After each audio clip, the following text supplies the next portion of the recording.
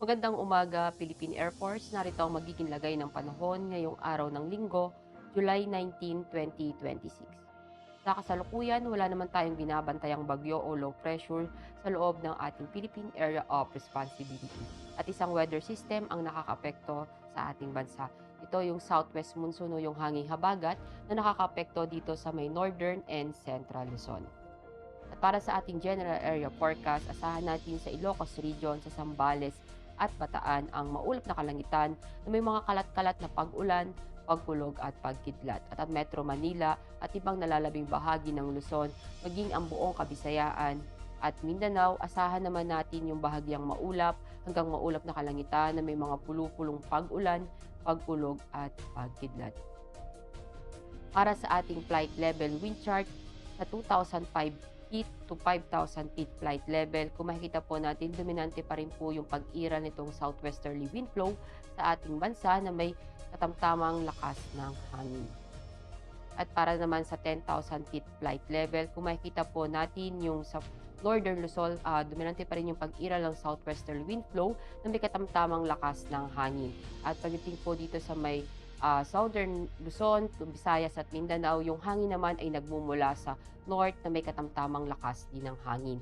At sa 18,000 feet flight level naman, kung makita po natin sa parte ng Luzon yung mga variable winds, at pagdating dito sa may Visayas at Mindanao na hangin nagmumula din naman sa north na may katamtamang lakas ng hangin. At para sa impact nitong flight operation, dahil nga sa southwest monsoon, asahan natin sa Ilocos Region, sa Zambales, sa Bataan, sa Cordillera Alsib Region, sa Batanes at Babuyan Island. Yung main hazard nito yung moist southwesterly flow na expected natin yung bring ng rainfall and gusty surface wind.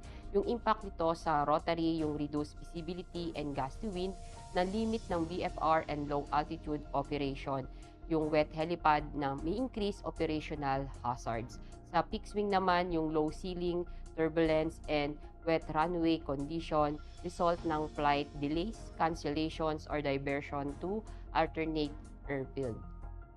Dahil naman sa localized thunderstorm, sahan natin sa Metro Manila at ibang nalabing bahagi naman ng ating bansa yung afternoon convective development ng produce ng gas fronts and heavy rainfall. Yung impact nito sa rotary ay yung downburst, strong wind gusts, and reduce yung visibility sa and significant hazard to flight operations and flight in or near cumulonimbus activity.